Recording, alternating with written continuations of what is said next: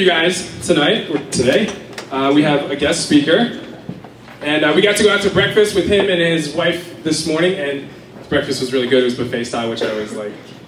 But his name is Kyle. Kyle, you can come on up here. Kyle and his wife Andrea are from Nashville, and so we got to learn a lot about each other this morning, and we actually have something else in common that I didn't tell you about. Oh yeah? So, for one of his youth group events, it was like a guys' night. They did like a UFC type night, which was awesome. It sounds like they did like 2 hours of training, and then they had like sanctioned bouts and all that. It was really cool.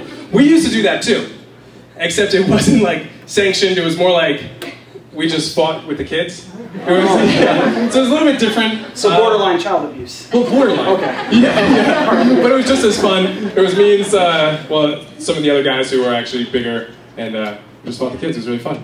Very nice. So there's your lead-in. Yes. All right, here's Kyle Reynolds, everyone. Thank you. Well, as far as lead-ins go, I can assure you that no one will be injured today through me beating you or Lance beating you, so that's a good thing. Listen, I am so honored to be here. Seriously, it's a joy and an honor, and you guys got a really amazing thing going, just incredible worship, and all these students up here, seriously, you guys are some talented people, so good job, okay? I'm here with my beautiful wife. She's right here. She is, I'm just so in love with her. She's awesome. She's actually my high school sweetheart, so that's a pretty cool thing. Here's the thing, though. I had to take 4 years to get her to date me. I mean, I literally had to convince her. It was borderline creepy how much I stalked her. So I'm not really sure what she's thinking, but yeah. And then we have our daughter who just turned 1 this past week. And my daughter has 2 speeds. Like a chipmunk on crack running around or sleeping. And so that's crazy. My wife is skinny because she chases our daughter all over the world. Just crazy. So she's a little monster, and we're excited to be away from her. That's all I'm saying. Like we slept last night. It was great. Okay. Well, so you guys are in this series called #Winning, which is an awesome title because who doesn't want to win in life? How many of you, by default or just in your whether it be your school studies, your athletics, your hobbies, you want to succeed in life? Can you show me a raise of your hands? There you go. Good. Good, because I would tell you to give up whatever you're doing if you don't want to succeed, because you're just wasting your time. But I think all of us are in life to succeed. And so this series is kind of tackling that issue of well, how does one succeed?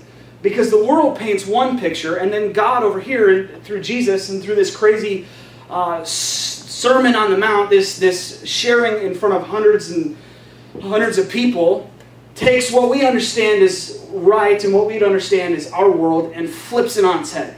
And that's kind of the crazy part. So today we're in Matthew 5:7. If you have your Bible or if you have your YouVersion app, whatever, it says, and it's also on the screen, God blesses those who are merciful, for they will be shown mercy. Now what you have to understand about this is the context behind that statement. Because I think all of us would look at that statement and go, blessed are those who have mercy, because they're shown mercy. Yeah, that makes sense. Okay, and then we move on. But I think that we have to kind of go back a little bit, back into what their world was like to understand the depth and the radicalness of that statement. See, Jesus is preaching to primarily 2 audiences. He's teaching to Jewish leaders who understood the law as they understood it, which meant that they were very egotistical. They thought they were holier than thou. They thought they were perfect. And they didn't really need anyone else's permission. So you can kind of say they weren't very merciful. And then on top of it, they were speaking to Romans who, I don't know about you, but the Romans were quite crazy. They defined justice completely different than what we did. How many have ever seen something like this? Okay, good. So this is a scale of justice, and Romans, they glorified justice. I don't know if you've ever seen a movie like Gladiator or The Passion of the Christ, I guess, but they were all about justice.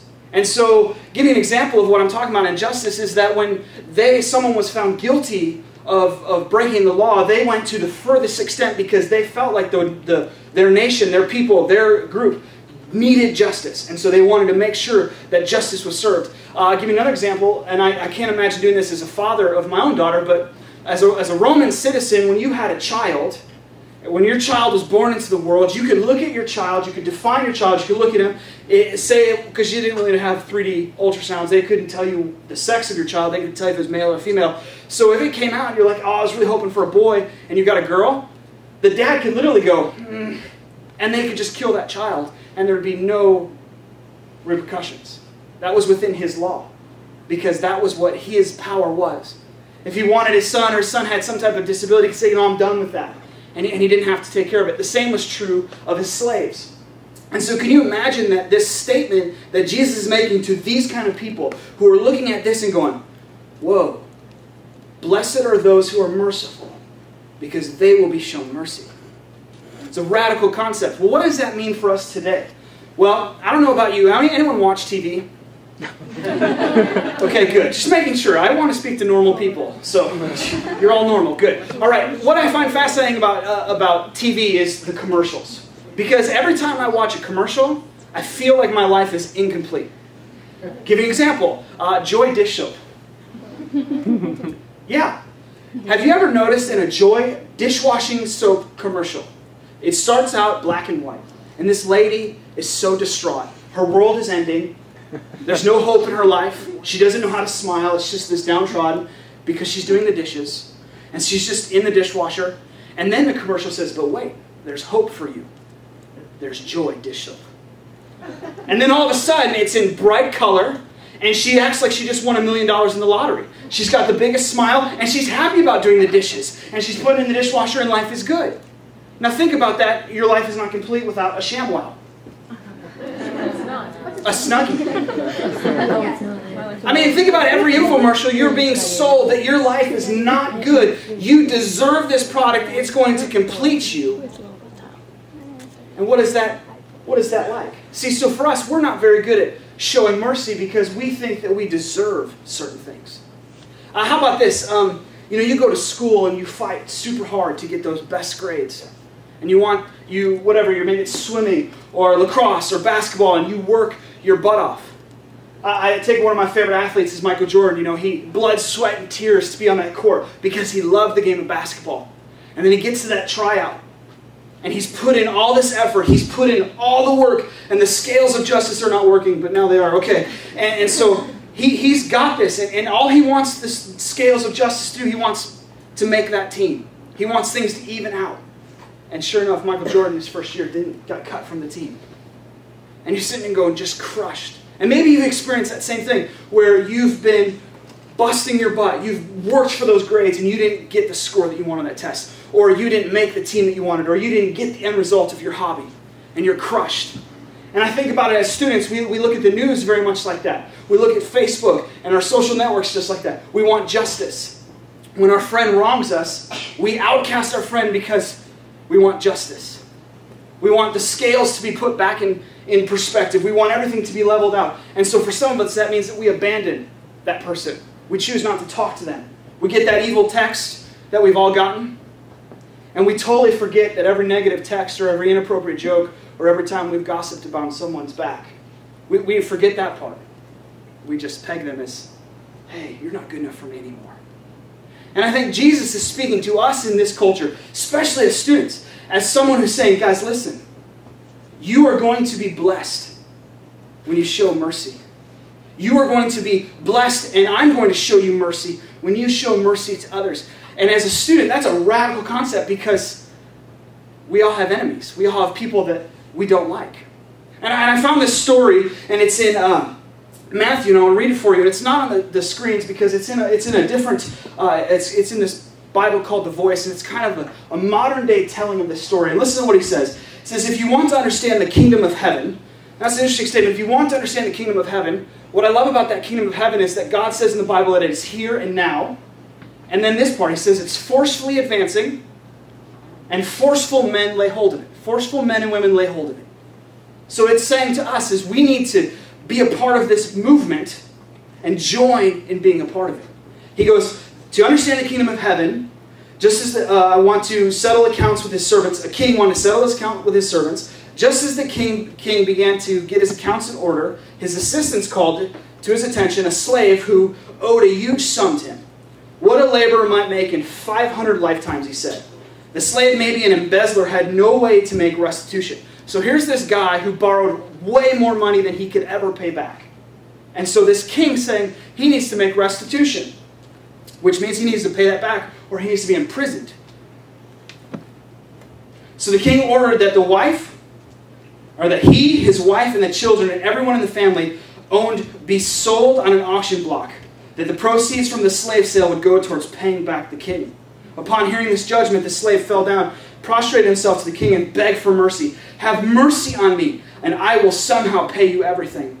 The king was moved by his situation, by his words. So indeed, he took pity on the servant and told him to stand up and forgave his debt. So here you got this guy who basically was a poor planner.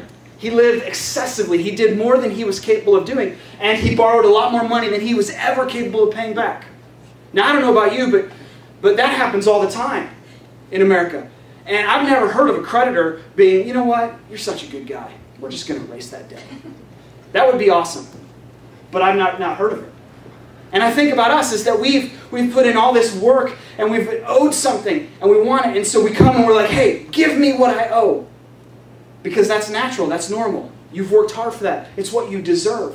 And so this king says, "Hey, I'm going to take your entire family and I'm going to sell them into slaves. And I'm going to take your children and they're going to grow up as slaves. I'm going to take your wife. Who knows if you'll ever be with her. And I'm going to sell her into slavery. I'm going to take you and I'm going to sell you into slavery. And everything else you want, I'm going to sell it. Just so I can get my money back."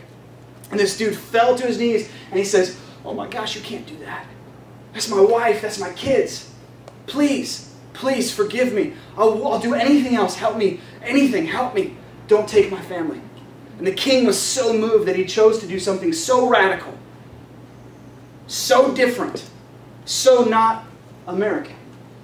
He said, "I'm going to forgive you. You don't owe me anything." How awesome is that? This same man went and found a friend, another slave, who owed him about 100 days' wages. "Pay me back that money," shouted this slave. Throttling his friend and shaking him with threats and violence, the slave's friend fell down and begged for mercy. "Have mercy on me and I will somehow pay you back everything." The first slave crackled at the plea and was hard-hearted and refused to hear his friend. He found a magistrate and he had his friend thrown into prison, where he said, "You will sit here until you can pay me back."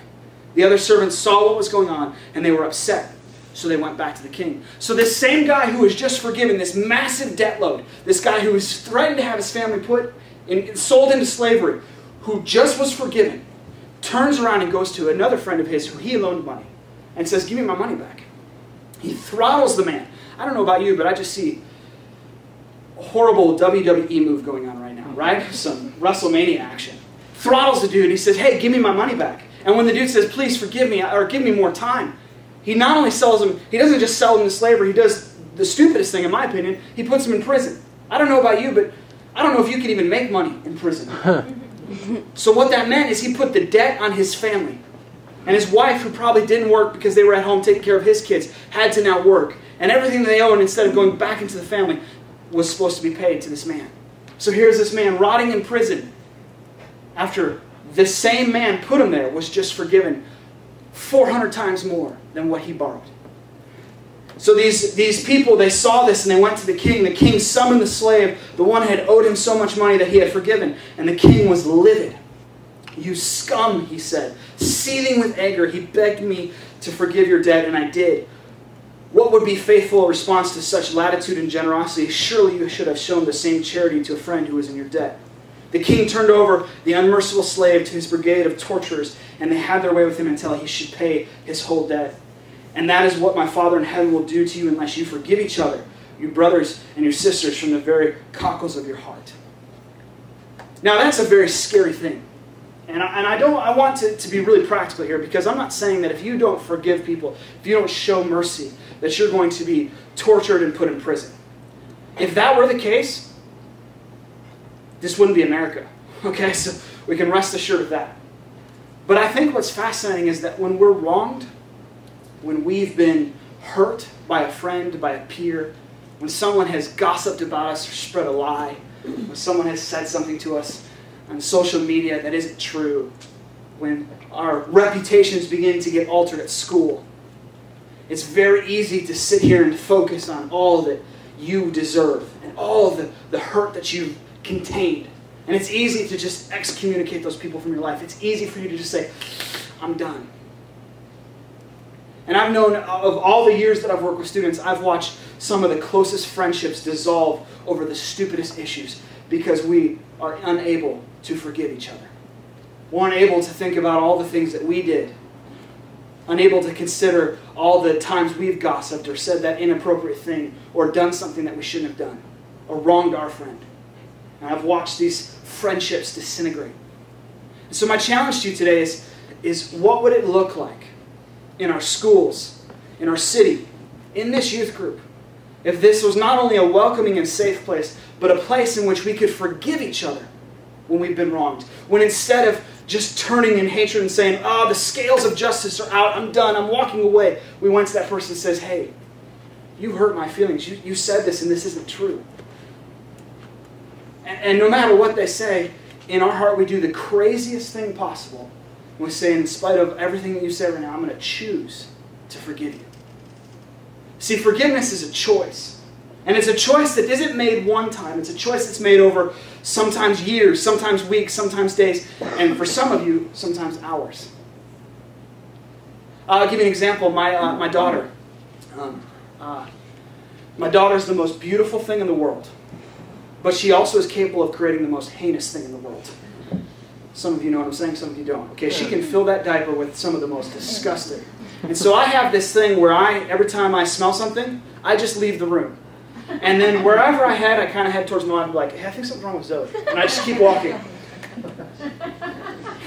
Smart. Right? No, but I kid you not. My daughter, right, every time she does that, I could just say, you know what, you filthy child, I'm done with you. But I would be a horrible father.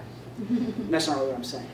What I'm saying is I could choose to continue to give that burden to my wife because I think it's her job. I'm just kidding. No, but I can choose that. No, but I'm not really talking about my daughter right now.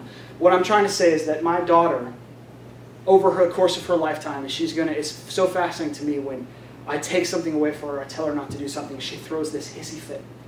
And she just turned 1, and she does this thing where she just freaks out. She whines and she drops dead weight to the floor. And what's fascinating to me is that I've done nothing to her but protect her. I've done nothing but love her. And it's amazing when she gets over her hissy fit, when she gets over being wronged. She always does one of the most beautiful things, and there's a point to this. She does one of the most redemptive things that I've seen since being a father. She picks herself up. And every time I turn around and I say, come here. And she opens her arms and she runs back into my arms. And I pick her up. And I tell you that story because I think about this scale and I think about all the things that happen to us.